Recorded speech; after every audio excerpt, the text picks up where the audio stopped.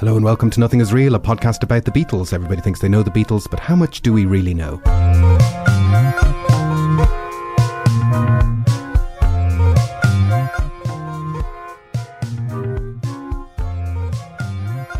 My name's Jason Carty. My name's Stephen Cockcroft. And we're live on tape from Dublin. This time we are going to talk about the Beatles at Christmas. And this is going to be part one of a two-part episode. And how we're going to do this is we're going to look at every Christmas in the 1960s, from 1960 to 69, and look at a little snapshot of how the Beatles were at each Christmas to kind of have a look at how their career progressed across the decade. What we're going to do is we're going to wind back to the pre-fame days, and we're going to go back to December 1960. And we're going to start right there and see what the Beatles were up to. And the interesting thing about 1960 is that's the year where they first go to Hamburg, and they, this is the year where they become like the hot live band. So, in May of 1960, they go off and tour with Johnny Gentle. Then in August, they get the opportunity very quickly to go to Hamburg. So they hire up Pete Best. They go off to Hamburg, and they're in Hamburg from 17th of August till the end of November 1960. And so when we get to December 1960, we're in the post-flush of their first round at Hamburg. And yet, and Lewison describes this very well in his book, there's kind of almost an air of despondency, like they think that was the pinnacle, that's it, that it's over. Yeah, I think by the end of December, there is this real sense of a pivotal moment. Are they going to continue? Will they be able to pick up after coming back from Hamburg, or is this really effectively the end of the band?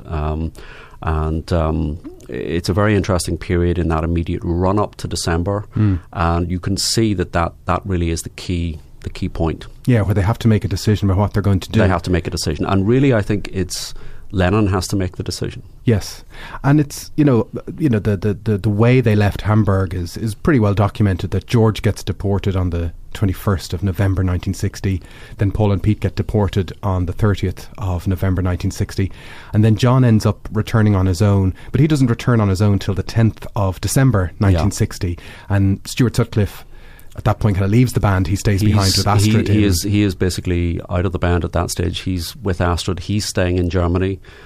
George, by way of background, he's deported simply for being underage. Yeah. What had happened at this point was they were told at the beginning of November that their contract with the Kaiser Keller club, that Bruno Koschmider had said, that's it, I'm terminating the contract. They were preparing to move across to the top 10 club, which was Peter Eckhorn, the manager there, had offered them a contract. George was gone, and Mark Lewison in his book describes George teaching John the lead guitar parts sort of so that they could carry on. So there doesn't seem to be any sense at that point that even though George was leaving, that wasn't the rest of the band were staying. And so do we know how long, if all that stuff hadn't happened, do we know how long they were planning to stay? Were they planning to stay into 61? My understanding is they were due to stay on into 61, but they say they left. Yeah. The Kaiser Keller Koschmider, I think, in fact, had terminated the contract, and I think it was an increasingly sort of fractious relationship. And I think what predates that termination of the contract is this story about breaking up the stage in the Kaiser Keller, where Rory Storm and the Hurricanes, the Beatles, other people performing, got it into their head that this would be hilariously funny if they stomped so hard on the stage that they would smash up the stage. And I think it was effectively Rory Storm that succeeded one night in breaking the stage. Right. But basically, I think Koschmider had decided he'd had enough of these kind of rock and roll layabouts, louts. He had terminated the contract, and they were moving to the top 10. Yes, and it's interesting, how, in retrospect, it might only seem like a week or two that separates Paul and Pete going back and then John coming back. But obviously, at the time, when there's no kind of mass communications or they're not able to keep in touch, nobody really knows what's going on. So when Paul and Pete Best come back to Liverpool, there's no real knowledge about when John is going to reappear. And John, he makes a very lonely trip back to Liverpool, and he kind of realises for all the months in Hamburg, there's no money, he's exhausted, his his, that's the first time they've ever given their nervous systems, to use the George speak. And they kind of have a post-Hamburg PTSD almost, where they're kind of shook to their core from that. Yeah, I think what you have to bear in mind is that each of them went to Hamburg against the wishes or against the judgment of their parents, or in John's case, his aunt. So they left full of this sort of enthusiasm and this ambition, and they're going to make their money, they make their living doing this. There was money to be had, and each of them is sort of slinking back under very ignominious circumstances. So George makes that kind of lonely trip back through London, and then up to carrying a lot of gear and needing porters at the station to get this home. And he says literally he arrived home, he was flat broke. He had used any money he had spent getting home. Yes. Pete and Paul were deported, so they are literally taken to the airport and seen off by the German police. I think Peter Eckhorn, the top 10 manager, had to foot the bill for at least part of their trip home, but they left without their equipment. Then John comes home, and he gives an interview much later describing how he kind of came home with his amp on his back. Literally, this is an amp that he hadn't paid for. He was petrified it was going to get stolen. He arrives back, and he's kind of knocking on the door of his aunt's, destitute. This hasn't worked. And he gets home on about the 10th of December, and he doesn't contact Paul until around the 15th of December, is what we know. Which is, so he's at home sitting on his own stewing for 5 days. It's in the fortnight before Christmas. And what I like about this story is that even though it's only about 2.5 weeks since Paul has been kicked out of Hamburg, he's managed to get himself a job. And this is one of these things that looms large in the McCartney legend. Well, I had a job for a while, and I went off, and and he writes songs about being on the bus and all that stuff. But when you look at it in the timeline, it's he had a job for 2 weeks or so, and eventually Lennon reaches out to Paul, rocks up and says, well, what are we going to do? And they very quickly make a decision then that they play their first post-Hamburg show, which seems to be a casual type of thing, with in Mona Best's Casbah Club on the 17th of December. So I'll say yes, I think it's an accidental meeting initially that George bumps into to John, and then Paul describes the two of them coming around and saying, right, and he's thinking, well, I've got a job. Should I, I'm So we have him in the anthology here. One day John and George showed up in the yard, and I should have been sweeping it, and they told me we'd a gig. And I said, no, I have a steady job here, and it pays £7 and 14 shillings a week, and I'm getting training. And then he said, sod it, and he bunked over the wall. And Massey and Coggan's loss was the pop world's gain. Yes, in retrospect. I think in retrospect we can say that's fair enough. So, John describes George being angry whenever he realises Lennon's been home for a few days, because he's thinking, you haven't been in touch. We could have been gigging. We could have been earning money. But I think it's an indication of the depth of the despondency that Lennon is really. This is the crunch time. What are they going to do? Is this going to be a career? Is this going to be a hobby? Or do they just kick it to the side of the road? But it's obvious when they hit the stage on the Casbah on the 17th of December that they are not the same band that last played Liverpool in the middle of the summer. That they are a different kind of, there's been a transformative change. And so, again, very, very quickly, a number of gigs just appear in that Christmas period on either side of Christmas Day, which are kind of pivotal in how the Beatles went from being, knocking around Liverpool, having a laugh, to becoming a band with the potential to be a professional operation. Yes, and I mean the Casbah gig on the 17th. What you've got to realise is, they didn't have their bass player. He'd stayed back in Germany. They didn't have equipment, so they had to borrow equipment from another band in order to actually put that gig on. They got Chaz Newby, who was in another band, a guitar player, to play bass.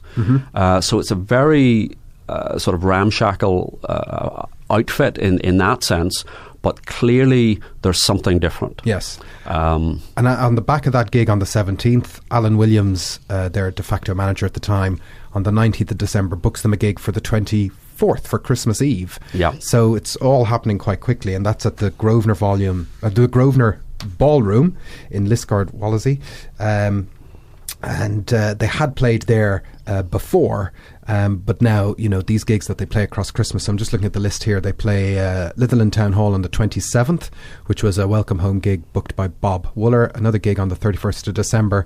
And it seems to be that Litherland Town Hall gig on the 27th of December is an explosive, pivotal. People who were there kind of say this was a magnificent change. So this seems to be what crystallised the decision. We're going to stick with this. Lennon, in the anthology, there's an interview from 1967 that was shown in anthology, and he said that was the evening we really came out of our shell and let go. We stood up there and we were being cheered for the first time. This is when we began to think that we were good. Up to Hamburg, we thought we were okay, but not good enough. And so this is the point where suddenly, from the depths of despondency, they suddenly get this massive boost. Yes, by this one single gig. And it says Pete Best sort of says they played to about 1,500 people on the dance floor at the time. But to quote Pete, they stopped dancing when we played and they surged forward in a crowd to be nearer to us, to watch every moment, and above all, to scream, which is kind of that's not how gigs were at that time. It's how gigs are now, where people go to the front and stare. I think this and is shout. the thing. These were dances previously. Yeah. So this seems to mark, I suppose maybe you say this is the beginning of the modern rock gig. I mean, up to this point, it was a band played for a dance. And they were playing for the purposes of the dance. You weren't going for the band You weren't themselves. Going to see a concert. You were going to a dance at which there was a live band providing the entertainment. So it's the force of their personality, their talent, their ability that people are paying more attention to them than the function of dancing. And then they end 1960 by playing another gig at the Casbah Club. So it's an interesting Christmas 1960. From one side of Christmas Day, they're almost on the verge of collapse. And then on the other side of Christmas Day, they realise what they've done. Yes, and Lewison makes the point that this is really where they cemented their local following. Yes. So you had then people were coming to follow the band at this point. So it wasn't just, there's an event or there's a dance and the Beatles are playing. People were then following the band, and this is the start of that sort of dedicated, loyal, local following. Yeah, they basically just make a name in Liverpool across Christmas 1960, and then they become like. And this is when the local promoters suddenly latch on to this. And the Beatles had been a little bit sort of suspect. They were a little bit unreliable. There had been sort of problems with them sort of turning up or not turning up, or maybe fights at that. But this is the point at which the local promoters suddenly realise there's money to be made. Yes. Okay, so that's 1960. Pretty pivotal. They're still pre any kind of national fame. They're still far away from a record contract. Let's skip forward 12 months to 1961, because in 1961 they had gigged a lot. Yeah. And you kind of look at the numbers. They played 36 gigs in February 1961 alone. They'd done 3 months in Hamburg, playing up to 8 hours per night for about 92 nights in a row. They became fully involved in the Cavern Club gigs. And by the end of 1961, in November 1961, obviously, very important thing, on the 9th of November, Brian Epstein sees them for the first time and starts the process of trying to become their manager. So a load of things happen in December 1961 that sets them up for 1962. So where would you start? I suppose, in December 1961, they start playing. They played their first gig outside of Liverpool. They go down to the south of England. Yes. So this was in Aldershot. At the Palais Ballroom, and this was a local Liverpool promoter, Sam Leach, who decided if we can't get A&R men to come to Liverpool, then we will go to them. And for some reason, he seems to think that Aldershot is London. Right. So, Aldershot is sort of 35 miles outside London. This is the early 60s. It's not the most easily accessible.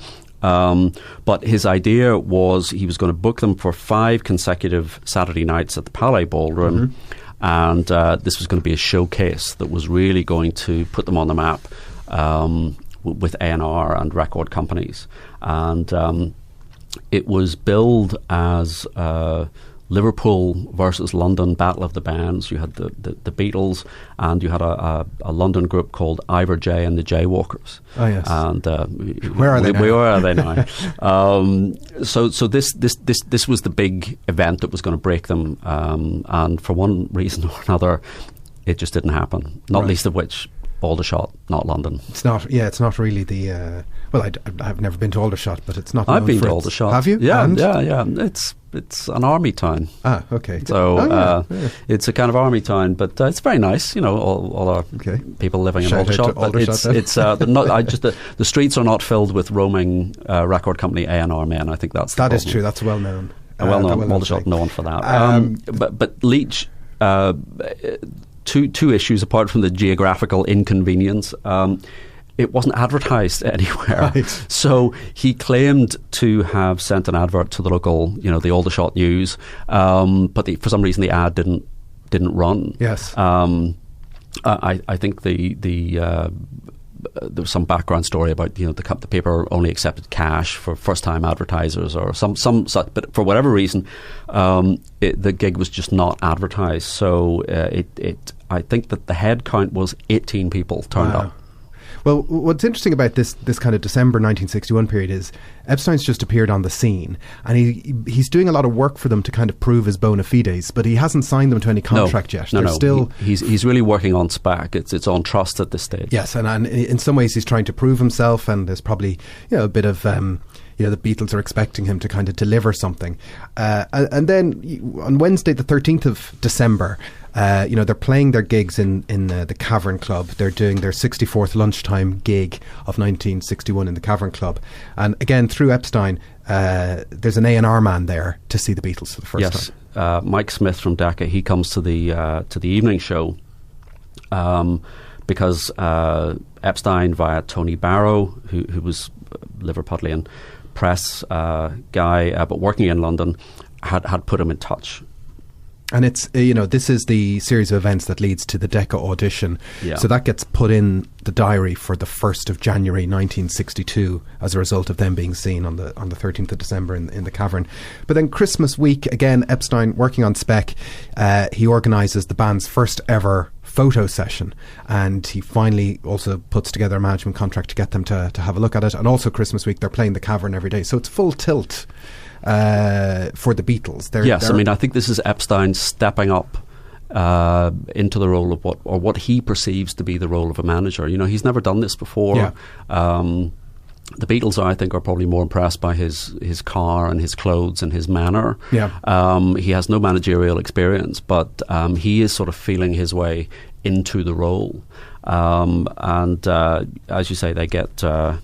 I think I have a name somewhere. Albert Marion did the first photos. He's a wedding photographer, and I think he takes 16, 17 photographs, and that's the official first publicity shots. But it's a perfectly kind of Brian Epstein thing, because you can't really imagine the Beatles themselves arranging their own photographs or understanding what it means. Whereas, it's a perfectly normal managerial process to say, okay, we're going to get some photos, get them done, we'll send these out, get you known, and start to get them suited and booted up. Yes, this is the start of him sort of bringing them more into the mainstream. Yes, as you say, cleaning them up, putting them into suits, etc. And so a draft contract is put towards them, but they don't finally sign with Brian until January 62. But December, Christmas 1961 is the last Christmas they are without a record contract. Yeah, and that is obviously the number one thing that Brian Epstein wants them to get, and he's putting a lot of trust in Decca, hopefully wanting to accept the Beatles after the 1st of January audition, but we know that doesn't turn out to be the case.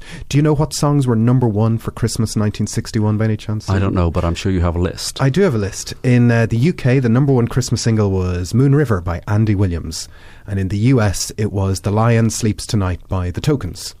So they are two respectable songs, but very much a pre-Beatle era that, all this is going on, Christmas 1961, and we don't know what's about to happen. So then you skip forward to Christmas 1962, and by Christmas 1962 we are in a totally different space again. Yes. So by Christmas 1962 they have a record contract. They have put out a debut single, Love Me Do, obviously, through Parlophone. And what they've also done in that year is they've signed up to Epstein, and they are working. They are a proper gigging band, and they tour. They start touring all around the country in 1962. So they make their first television appearances towards the end of 1962. Yes, so this is sort of early December. They're promoting Love Me Do. 3rd of December, they go to Bristol for a television show called Discs A Go-Go. I would like to see that show. And this was a weekly pop music show that was broadcast live. So I don't think there's a tape or recording of that. It's their only appearance on the show, and they mime to Love Me Do. So you think of miming as being a modern phenomenon, but they're miming to Love Me Do. The next day, on the 4th, the Tuesday, they're on a kids show. Mm-hmm. So you can see how this persists. This type of publicity persists all the way through to today. So this time it's television in the London area, and again they're miming to Love Me Do, and part of a miming section to P.S. I Love You as well. And so what is interesting, though, about the end of 62 is that for actual Christmas 1962, they do end up going back to Hamburg. Now, it's in a slightly different situation to when they've been in Hamburg before. It's a short residency for 2 weeks. Yeah. Slightly better pay, slightly better circumstances. But it really is one of the few instances in the Beatles chronology where you kind of think, that's a bit regressive. You don't really need to go to Hamburg at this point. I think that's right. And, this was something that had been arranged, contracted before sort of the single and the touring in the UK started to take off. I think the Beatles weren't particularly happy about going, but again, Epstein, contract is a contract. You've got to see this out. And of course, they're back in Hamburg this time with Ringo. The first and only time they're in Hamburg with Ringo, so it's something old and something new at the same time, And one of the things that had happened by this point is they're scoping out what are they going to do for an album. So George Martin has been to see them in the Cavern and decided that this is not going to happen. This is not an appropriate venue. But then, as you say, they fly back to Hamburg on the 18th. Yes, and it's their final residency at the Star Club, and they were contracted to play for 13 nights from the 18th to the 31st of December with a break for Christmas Day, and they stayed at a hotel this time called the Hotel Pacific. And on December the 25th itself, which was a Tuesday in 1962, it's their only day off in Hamburg, and they're not really living the VIP lifestyle yet. They go off to the Seamen's Mission, the British Seamen's Mission in Hamburg, and which was known as a place where you could get warm food and a bit of heat and a drink. And it seems very strange that this is a band with a record in the charts, Christmas Day. Yeah, you wouldn't. Yes, and they had Christmas lunch with another band called the Dominoes, and apparently they ate horse. Yeah, very tasty too. Oh my lord! So, but it's a different Christmas to the previous Christmases, and they finish in Hamburg and then they fly back to start 1963 back in the UK. Another tour. So let's go forward then to Christmas and December 1963, because this is a massive sea change, and this is Beatlemania. Yeah. Beatlemania is now fully in swing for Christmas 1963. Let's talk about the first Beatles Christmas record, because this is the first time they now have a fan base. Yes. And so, something that's kind of popped up in the last few years is that the Beatles Christmas records have kind of come back into the popular consciousness.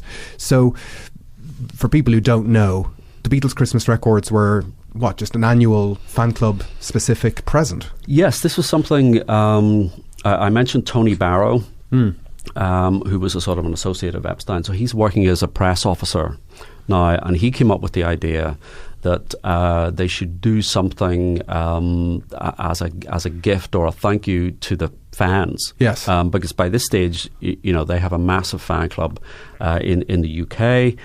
As you say, Beatlemania is taking off. Yeah. The Beatles were sort of, okay, yes, let's do that, but they left it to Tony Barrow to script something. Yes.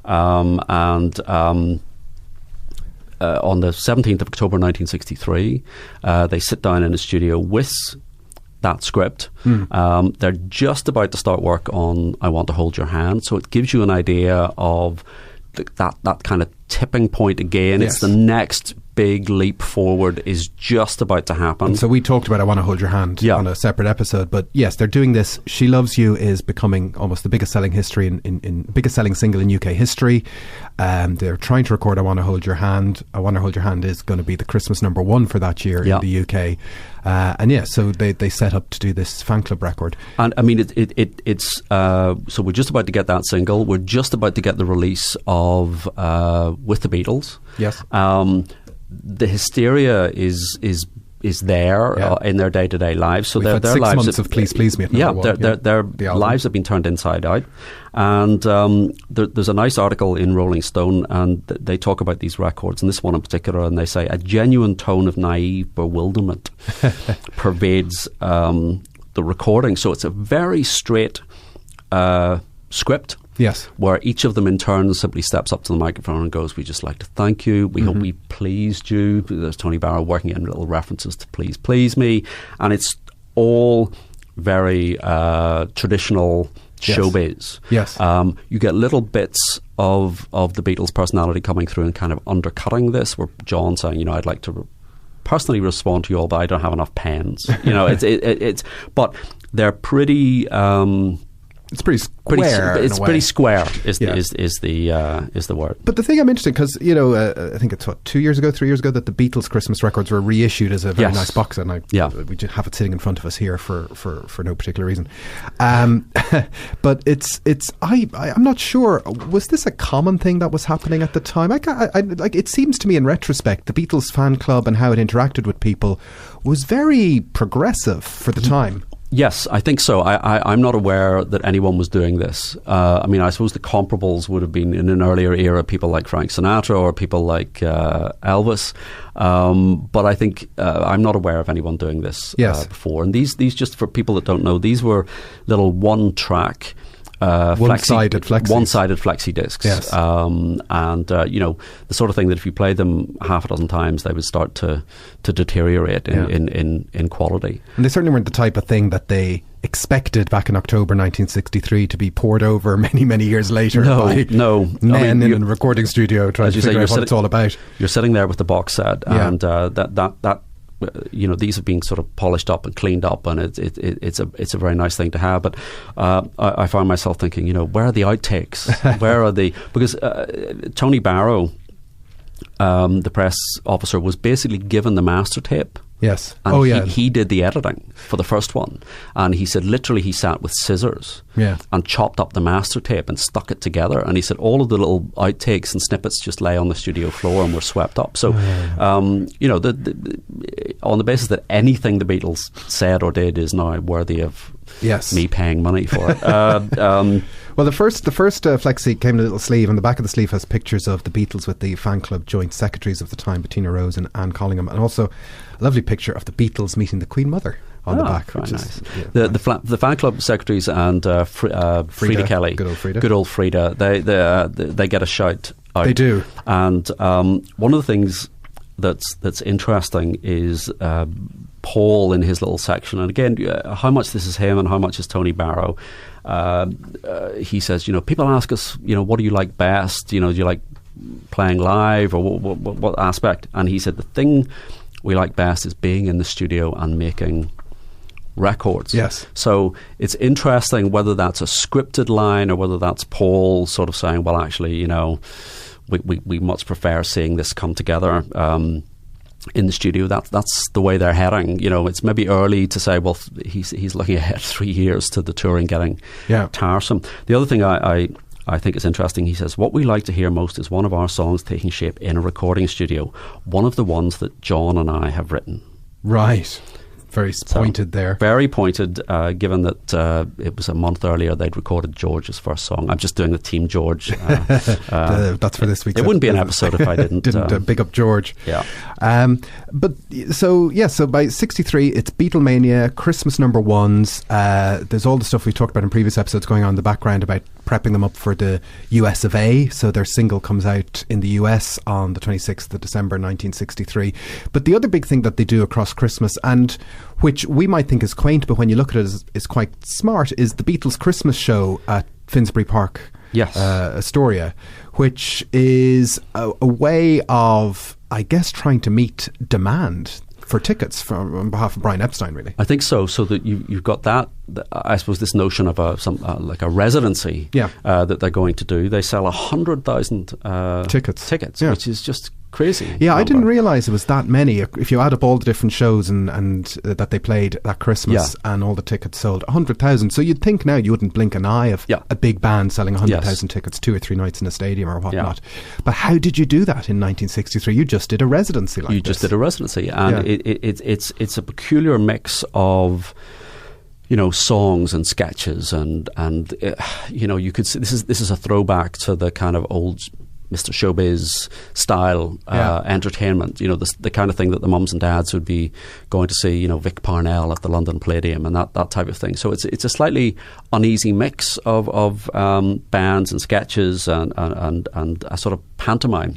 Yes, well, obviously the British tradition of pantomime is where people would be spending their box office money at Christmas time. You know, but you've got Cilla Black, the Baron Knights, Rolf Harris. Let's not.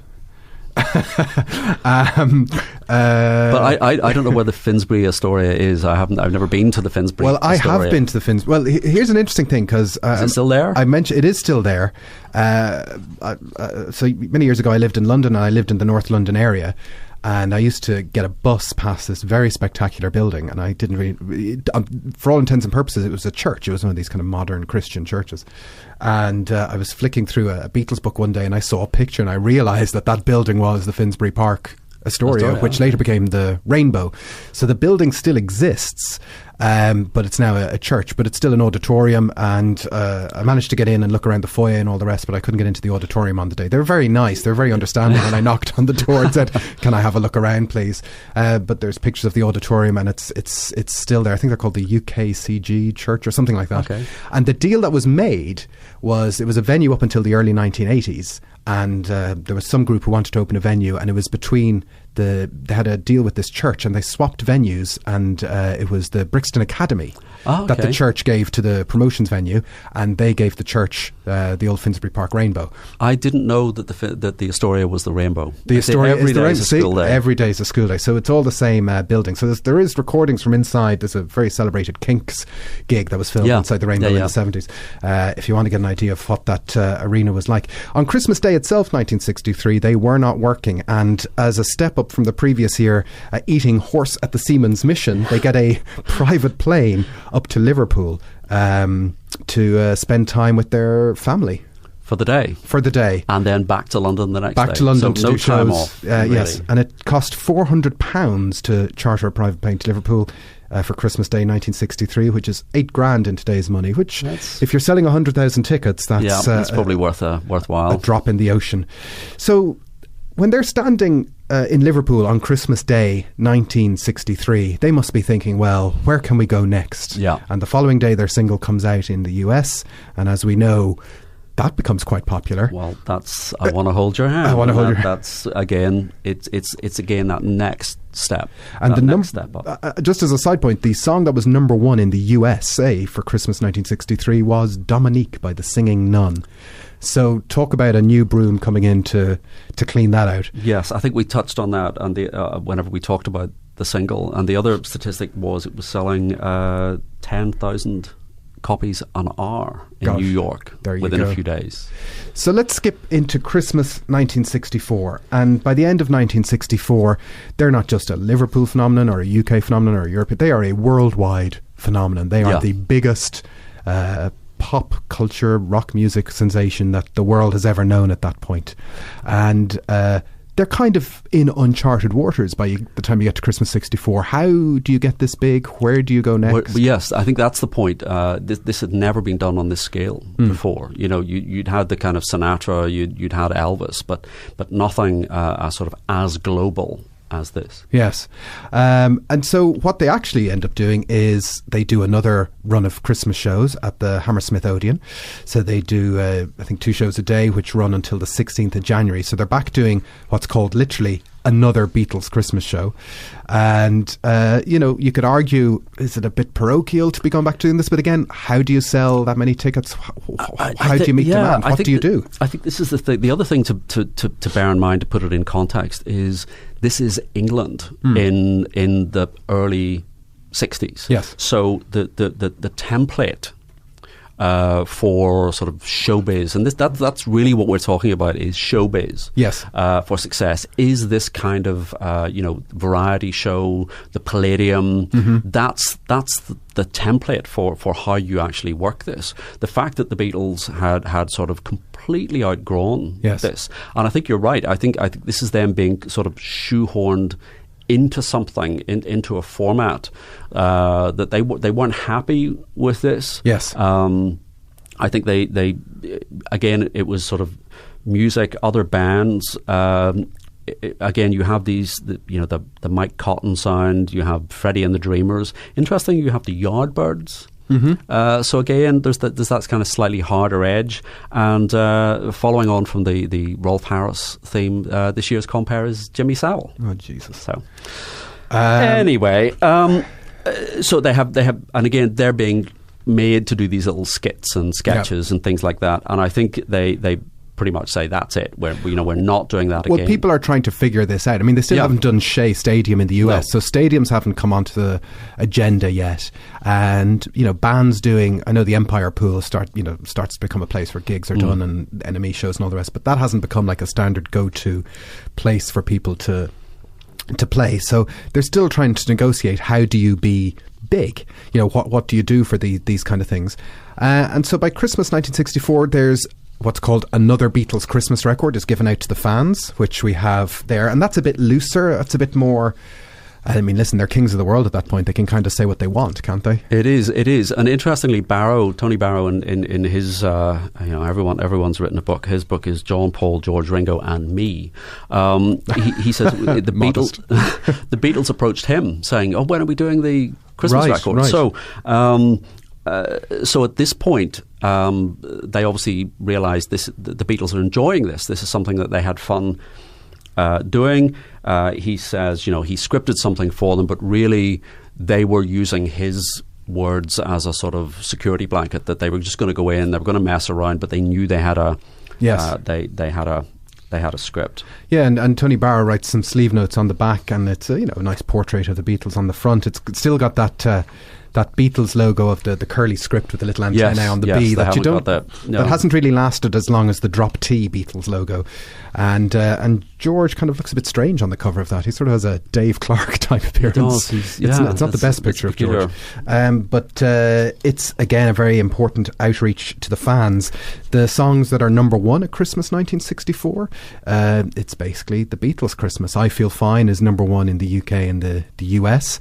Beatles for Sale, the album, is number one in the UK, and I Feel Fine goes number one all around the world: Sweden, Norway, New Zealand, Netherlands, Canada and Ireland.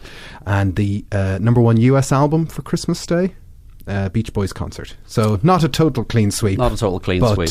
Certainly a change. This Christmas record is the one that I think is the least impressive. They all sound tired. They don't. It sounds slightly forced. And I suppose that ties in with the Beatles for Sale, that general notion. Well, there's a parallel universe where 64 is them running out of steam. Yes. And we're like, well, that was fun, wasn't it? Because Beatles for Sale doesn't necessarily tell us what's about to happen in 65, 66 and everything else. It's covers and it's not the best album. No, I know. No, it's not. No, I think I agree with you. There is that sense of just... it's all getting to be too much for them. The treadmill is moving too quickly, and they don't have any time. This Christmas record is part of the final session for the Beatles for Sale LP, so they are tired, and you get a sense of a slight. They're jaded. Yes. I mean, at one point, McCartney, who's always up and always on, and he says something. We really great for the fans, and we don't know where we'd be without you. And in the background, Lennon says, in the army. Or Harrison says, the next film's going to be in colour, and then it goes, yeah, it's going to be green. So whereas they just seem a little bit jaded, I think. Yes, and in the US they gave their first fan club a Christmas record, but it's actually just an edit of the 1963 record, so they haven't kind of matched on both sides of the Atlantic. But when you kind of look at it, across those 5 Christmases from 1960 to 1964, they've gone from, returning from Hamburg destitute to being on top of the world at the end of 1964, and you kind of think, well, where else is there to go? They can't go into space, and what we'll talk about in part 2 is that the only way they can kind of go is to go inward. Yes, and that's exactly why we kind of get that tilt into the second part of the Beatles' career. But we're going to have to talk about that on next week's part 2 of the Beatles at Christmas. We would hope that you'll stay in touch with us in the usual places. Subscribe to us on Twitter at BeatlesPod. If you go onto Facebook and look for the Nothing Is Real Facebook group, you can join us there and join the conversation. And we're going to put out part 2 in 1 week's time, so make sure you're all subscribed in all the usual places, and all nice words and reviews that are left behind are appreciated. But for now, I'm Jason Carty. I'm Stephen Cockcroft. And this has been Nothing Is Real. We will see you next time.